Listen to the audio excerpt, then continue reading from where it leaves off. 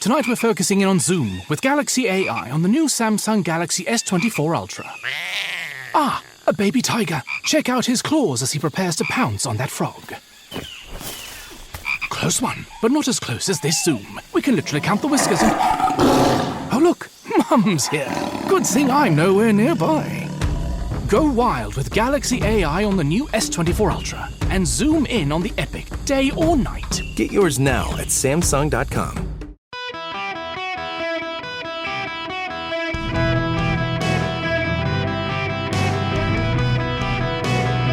Welcome to the Eric Erickson Show podcast, Hour 1. Hello there.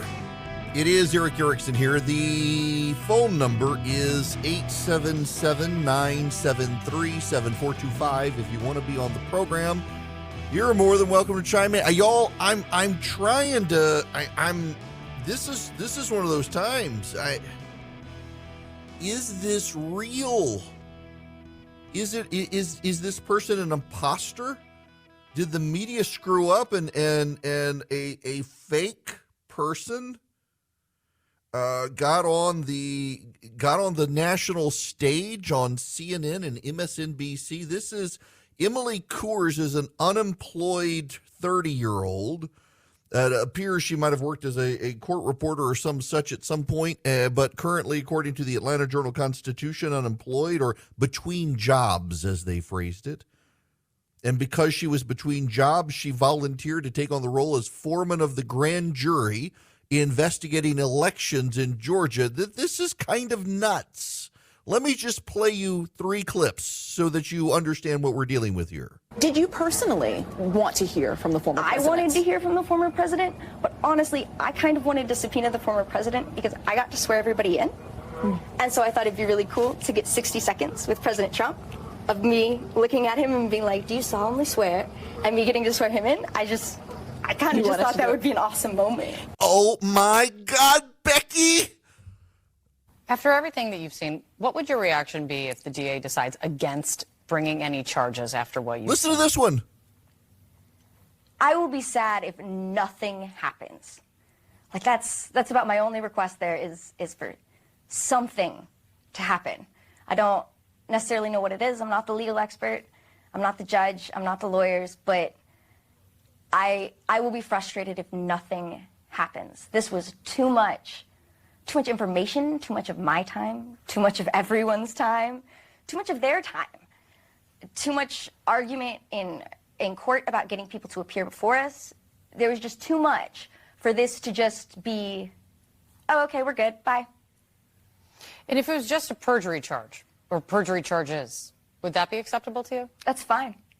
I will be happy as long as something happens.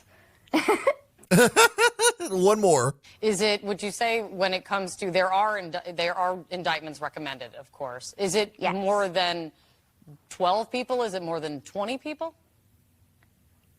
I think if you look at the page numbers of the report, there's about 6 pages in the middle that got cut out.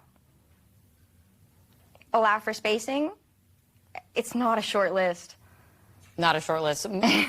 More, I mean, when it comes to 75 witnesses, like, it's not, I assume, of course, it's not 75 people. Would you characterize it as 20-ish people? I can't say I counted. Can't say I counted. Wow. Wow. One of the blurbs of this is fascinating. This is fascinating and, by the way, detrimental to the case. This is, she swore in David Ralston, the former Speaker of the House of Representatives in Georgia, who passed away at the end of last year. And there's this. Coors spoke extensively about the witnesses who appeared before the grand jury. She said the late Georgia House Speaker David Ralston cracked her up. She said she swore him in holding a Ninja Turtle popsicle she had just received at an ice cream party thrown by the DA's office. It's so nice to know that the district attorney is throwing an ice cream party for a grand jury investigating the former president of the United States. That's going to be real useful for the former president and his team. All of this is going to be real useful for the president. I don't listen. A reporter who I know and like tremendously suggested I look at her Pinterest page. It is very fascinating how much there, it's got her picture, I assume it is her, is devoted to witchcraft and casting spells and hexes and magic crystals or crystals and the like. That's neither here nor there for her, except for the fact that does she understand what she just did to herself? I get the sense, given her laughing flippancy about it, she doesn't really understand what is probably going to happen to her. I feel sorry for her.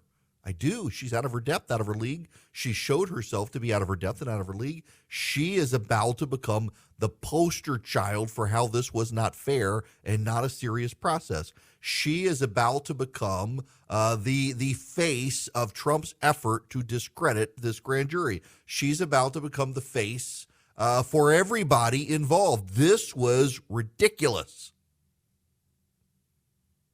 I've got to tell you, as a former lawyer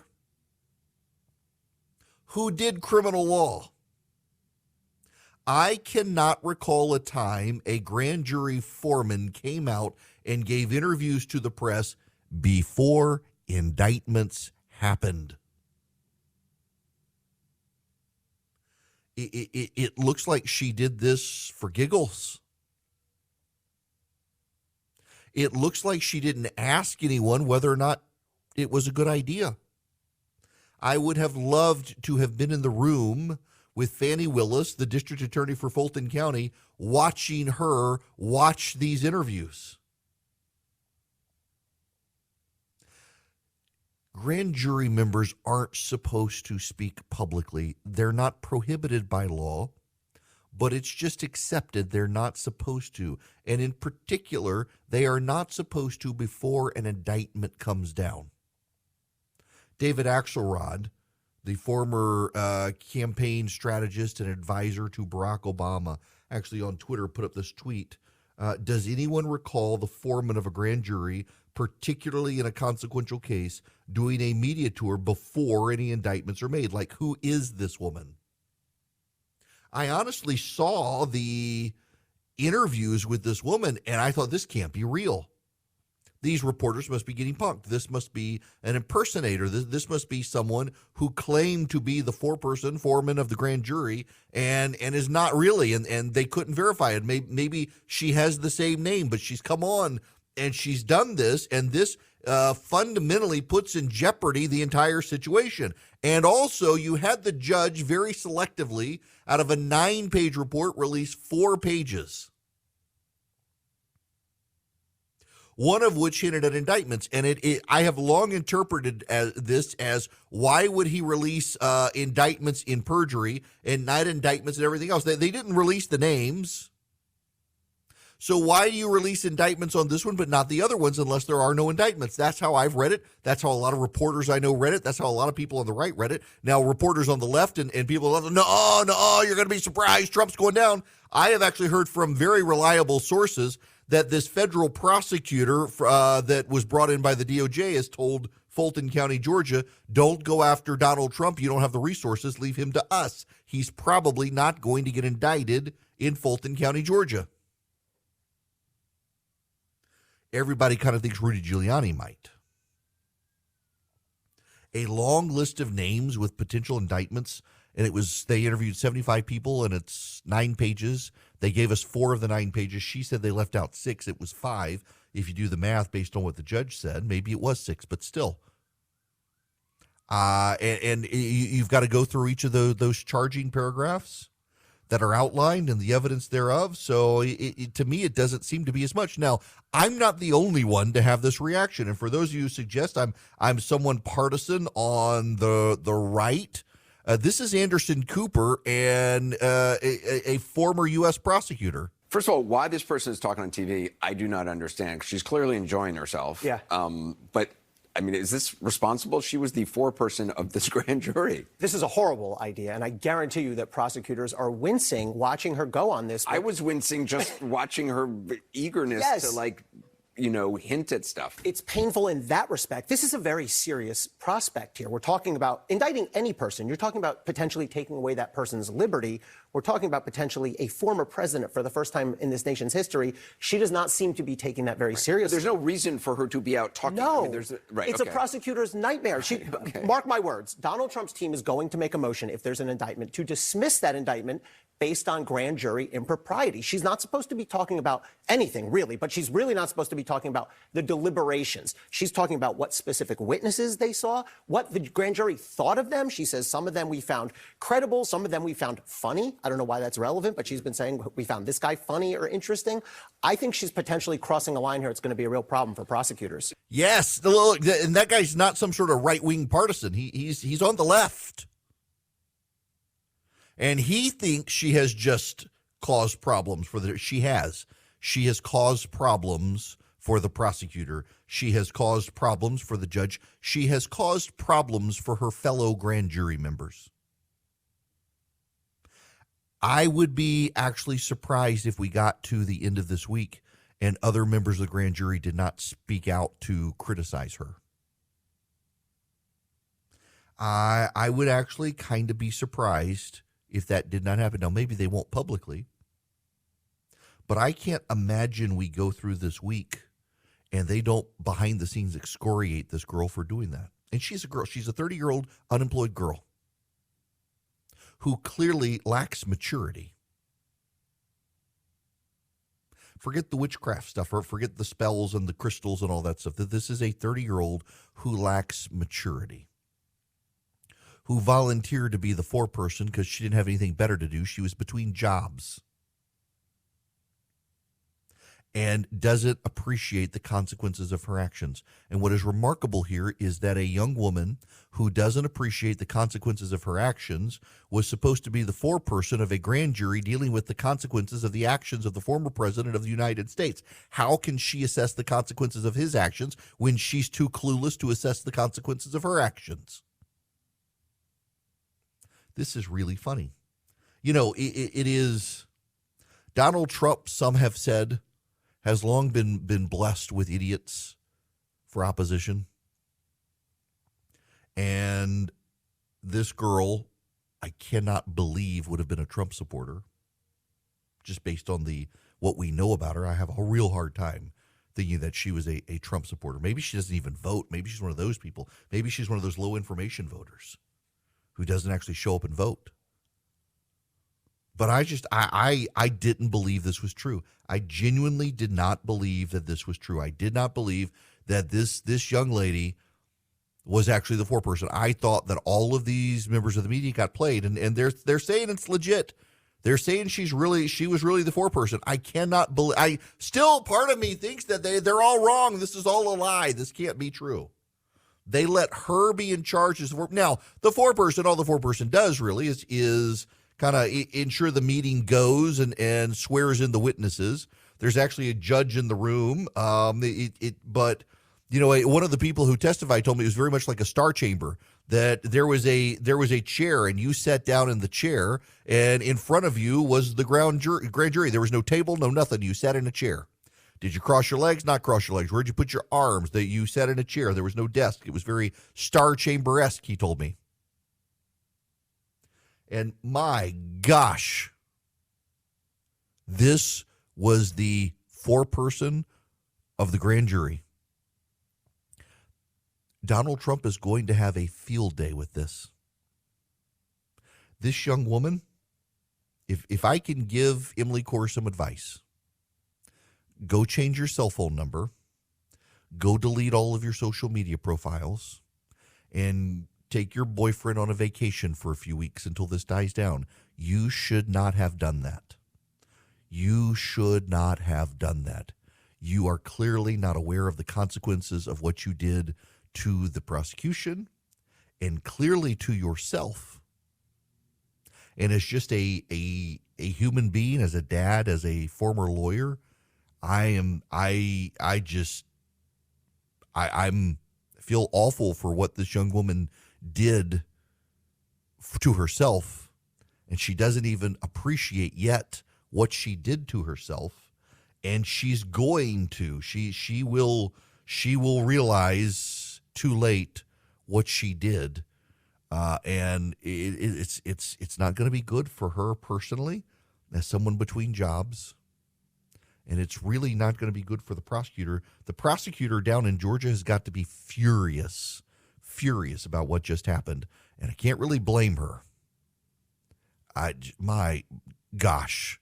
Y'all, I'm sorry, but, I mean, how clueless can one person be? We just saw it on TV. If you own a small to medium-sized business that kept employees on payroll through COVID, you may have a big cash refund waiting for you. The Employee Retention Credit is a tax credit of up to $26,000 per employee, and now more businesses than ever qualify. The experts at RefundsPro.com specialize in cutting through the red tape of qualifying for this government program. Most of their refunds are over $100,000. Even businesses that have received PPP funds may be eligible, and there are absolutely no fees unless you receive a refund. There's no reason not to apply. If your business experienced shutdowns, limited capacity, supply chain challenges, or even reduced revenue due to COVID, you likely qualify. RefundsPro.com has already helped hundreds of businesses, so don't lose the refund you're owed by missing the deadline. Get started today with the free 5-minute questionnaire at RefundsPro.com. That's RefundsPro.com. Hi there, welcome. It is Eric Erickson here across the nation. The phone number is 877-973-7425. If you wish to be on this year program, you are more than welcome to call in, but it needs to kind of be relevant today because it's not Friday. The New York Times, it looks like the grown-ups, there may be some grown-ups at the New York Times. That would be a good thing. If you will recall, a few days ago, a group of employees of the New York Times penned a letter pushed by the New York Times union claiming that the reporting on transgender issues by reporters at the New York Times created a hostile work environment. That's right. They used a legal claim that it was a hostile work environment because reporters were reporting on stories related to transgenderism. Well, the actual newsroom went to war against the guild last night. It happened last night. Word got out that the reporters from the newsroom fired back at the guild. They released a letter. This is what it says. Your letter appears to suggest a fundamental misunderstanding of our responsibilities as journalists. Regretfully, our own union leadership now seems determined to undermine the ethical and professional protections that we depend on to guard the independence and integrity of our journalism. The letter went on to say that reporting facts is what reporters do, and that does not create a hostile work environment. Good for them.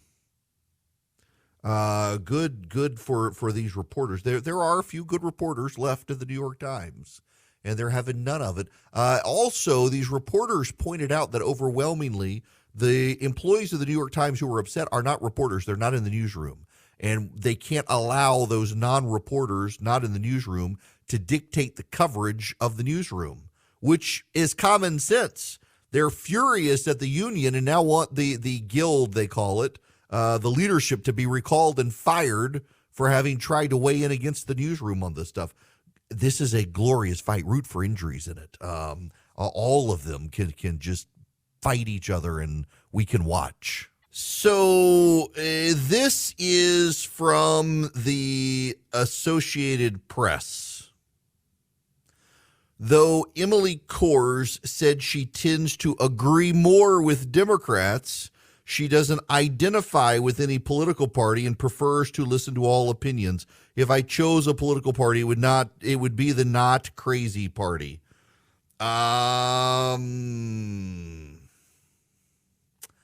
I know which party she is. Now listen. There are times I have to work to restrain myself. And this is one of those times. More than one person has emailed in and said, essentially, what if the district attorney put this woman up to do it because she knows there's no there, and this foreperson gets to undermine the whole case and they can blame it on her? I'm not going to, I can't disabuse you of that notion, because when you call in with something so asinine to a national radio show program and say it, the odds are you firmly really do believe it, and I'm not going to convince you, and you're going to be assured you're right, but I highly, highly, highly doubt that is the case. I highly, highly, highly doubt that is the case for a couple of reasons. One is they interviewed 75 witnesses over almost a year. They could have stopped it at any time. Two is the district attorney is an elected official. If she used this woman to scuttle it, when it comes out that she used this woman to scuttle it, she scuttles herself. Three is she's an elected official who must stand for re-election and also must be accountable to the Fulton County Commission for taxpayer dollars. If she wasted her money on this investigation or thinks she wasted her money on this investigation, then it's bad for her politically. And fourth, most importantly, there are indictments coming. According to the special grand jury, they think there's enough evidence for indictment. So why are you going to scuttle something with this woman when you can get some scalps? It doesn't matter that it's perjury. She's going to get them. Look, just one of the things I guess I have to work on better is humoring people who have ideas that I don't just disagree with, but I think they're nuts for having. And I'm sorry, I know I've offended some of you, but we've gotten calls into the program and a bunch of emails from multiple people. If it's just one person, I'm like, all right, no big deal. But when it's the number of people we have that this is circulating out there, you haven't really put a lot of thought into it when you understand the details, the background, what's going on, and the fact that there are indictments coming. I'm sorry, I should be able to just tune it out and just let it slide, but I hate that people left to their own thoughts, like dull Occam's razor when they're trying to slice things off of it. Let's go to the phones. Scott, you're going to be up next. Welcome to the program. How you doing, my nakedish meat pie loving brother? I'm great. How about yourself? Hello. Great. Hey, you mentioned something the other day. I want to give you a little correction. Science, when Galileo said that the stars did not revolve around the moon, but our solar system revolved around the sun, he was chased by the church really bad. There have been a number of scientists in the history for many eons that whenever they come up with an important discovery and it goes against a church belief, even though the science is correct, the church really comes out against them and chases them down because they're saying something that the church doesn't believe in. And the church has to, at that time, the church believed, you've got to kill the messenger because we can't have this bad message out. And you can look it up. There's a lot of instances where all this has happened over time. Well, Scott, that's why I actually was thinking when I said this yesterday of Galileo, and I specifically said it took time for reason to thrive in the church, and it did, but it was only possible because of rejecting the surrounding mythologies. Yes, and today you and I both believe that wokeism, the transgender culture, this is all a pseudo-religion. These people believe it with their heart, and they're willing to forego facts and science in order to push their belief regardless of what's going on. And science is starting to wake up to all this and is starting to push back. And all these people who believe this religion, they're going to go to war against science. just watch it. It's going to happen because we've seen it happen in the church. I mean, they actually already are. They're trying to purge biology professors and physics and chemistry professors from a lot of Ivy League colleges now who aren't down with the agenda. So, yeah, there's definitely going to be a culture war going on. That for once, us Christians, we can sit back and grab our popcorn and go, wow, this is going to be fun. We've been here before. It's going to be nice to watch somebody else go through it for once. Yeah, very much so. It's going to be funny to do that. There's one thing here I would say, and just so that we don't get flooded with phone calls, there are a lot of people who argue that, in fact, the reason that Galileo was hounded by the church was not because of heliocentrism. In fact, it was Aristotle, way before Galileo, who believed in heliocentrism. And in fact, it was there was a lot of scientific belief at the time. Yes, Galileo was hounded by the church. I think you have to note that. But I would just note, I have a lot of friends, all Catholic, who say this has been grossly distorted by people who hate the Catholic Church. I get it. I do understand. At the same time, as I said to Scott, when I broached this discussion yesterday, I was very clear to say it took time for this to evolve. Now, for those of you who don't understand what I was talking about, my point was that in old times, ancient times, if you believed that the sun went across the sky because it was Apollo in a chariot crossing the sky, you couldn't question it because you would be a heretic. When you instead believe it's an object in the sky, then you could question why it was going across the sky.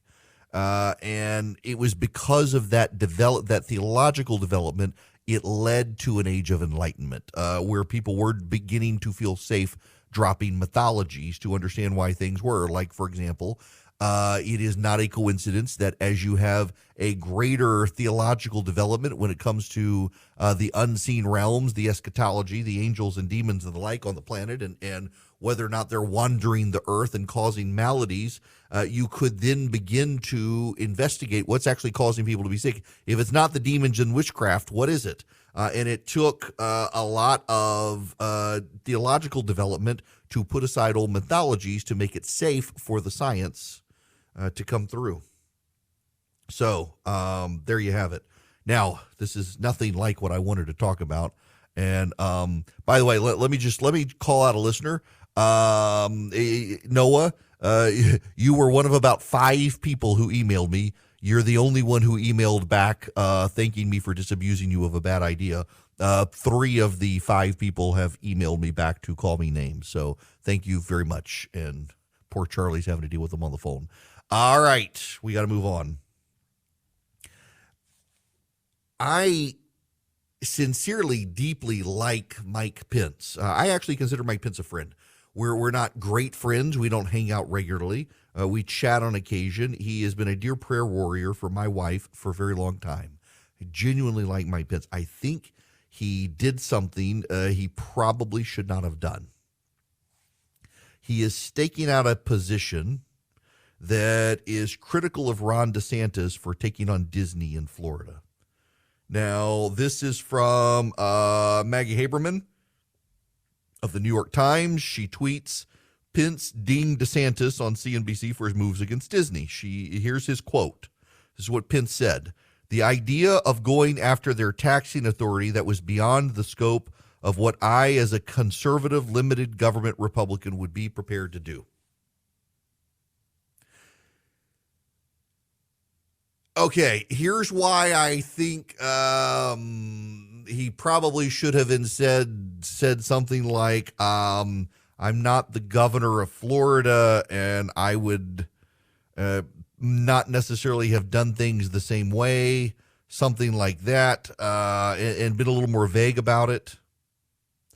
And that's because a great many conservatives actually appreciated what Ron DeSantis did. Now, just so before you send me the email, it was Maggie Haberman, so how can we believe it was true?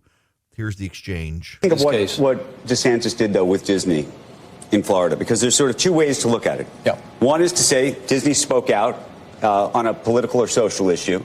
But then there clearly was retribution politically against them. I think it's empirical what happened.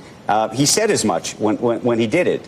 And so people talk about cancel culture. Some people say, well, you know, they're canceling on one side. Right. The other said, well, look, DeSantis used his political power to cancel them.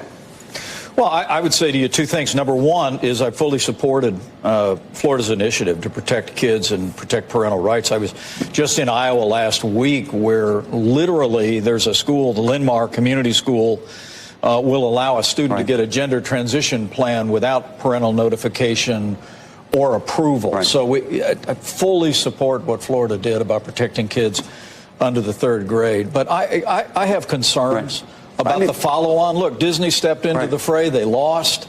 But then the idea of going after their taxing authority, that was beyond the scope of what I, as a conservative, limited government Republican, would be prepared to do. Okay. There he is in his own words. Supported the law, didn't like going after Disney. There are a lot of people on the right today who vehemently, passionately believe that conservatives are their own worst enemy when it comes to the culture war fight because they're not willing to use the means of at their disposal to fight back against the left. The left routinely uses government to punish those they disagree with, and there are people on the right who believe that the right has to fight back the same way, or they're going to lose completely. And they also believe that if the right does engage in the same way, that they can neutralize the effort and everybody will stand down. Mike Pence believes that it went too far to punish Disney for speaking out. I have to tell you, I have long been sympathetic to Mike Pence's position on this, very longly sympathetic. But when you start looking at how disproportionately the left uses every means at its disposal, and the right says back, says, well, I'm a limited government guy, I can't do it. The federal government shouldn't do it for sure. But a state government that created an entity by which Disney could control its own government, I think is different when the state decides it's no longer time for Disney to control its own government and governmental situation in Florida. We're going to take that power back. I don't really have a problem with a conservative government saying we should not allow private entities to have governance authority, particularly when they're so far outside of line with what the voters in our state want. I get Pence's position, and it's a very consistent long-term position. I think much of the party moved on because they saw the aggressiveness of the wokes over time. The other problem here is that when Mike Pence was governor of Indiana, there were a series of religious freedom restoration acts passed in the states. Georgia passed one, Indiana passed one, Arkansas passed one. The Georgia's one got vetoed by Governor Nathan Deal in Georgia. He had pledged to sign it. If it got passed, and he vetoed it anyway.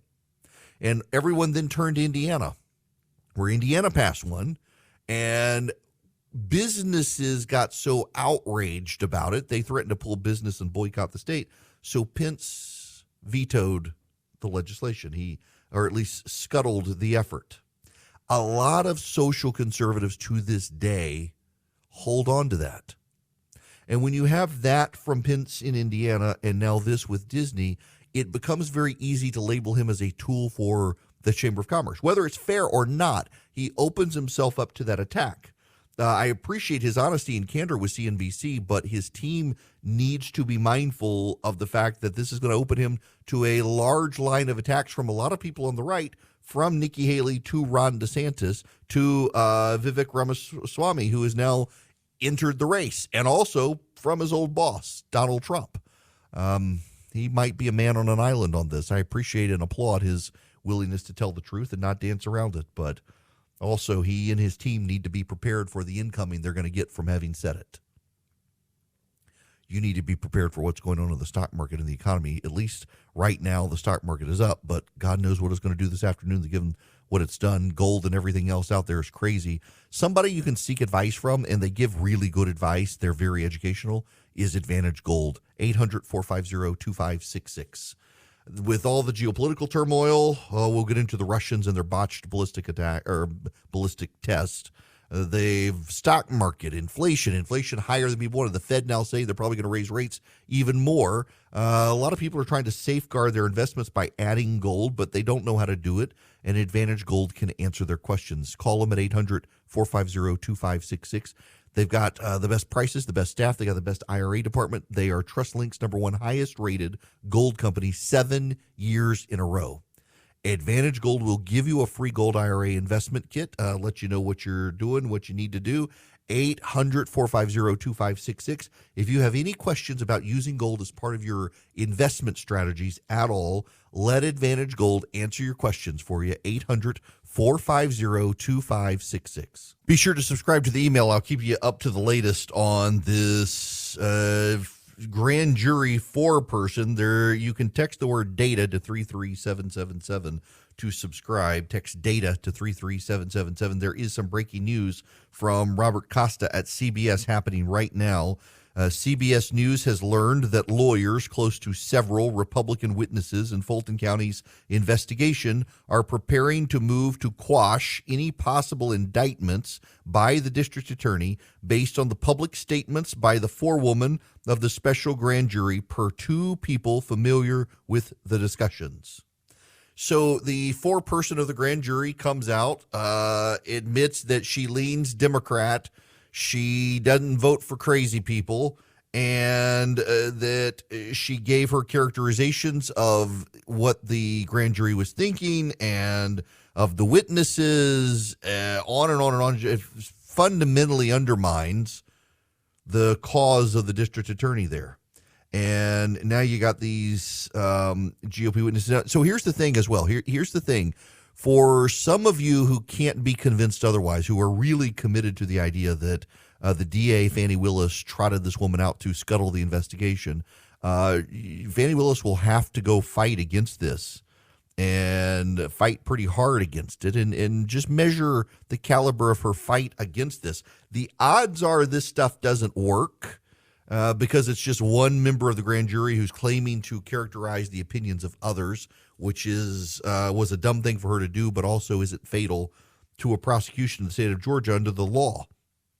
Still, this creates a massive headache for all the people involved.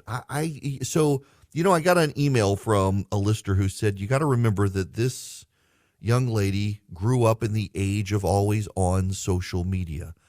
She doesn't think anything wrong with oversharing. She doesn't understand discretion because everybody shares so much on social media, and that's what she did. This is the age of social media. You don't put a 30-year-old in charge of a grand jury, which is what they did. She clearly was not, lacked the mental and emotional maturity to be able to do it, and is causing a huge problem in Georgia now for the prosecutor, and the Trump team is just delighted by what has happened. A lawyer friend of mine who's involved texted me and said this just shows how much of a clown show it was behind the scenes. And they're going to use the clown show to try to run the clown car off the road before it gets anywhere. We'll see how it works out. When we come back, Joe Biden might not run for president after all. Lucky Land Casino, asking people, what's the weirdest place you've gotten lucky? Lucky? In line at the deli, I guess? Aha, in my dentist's office.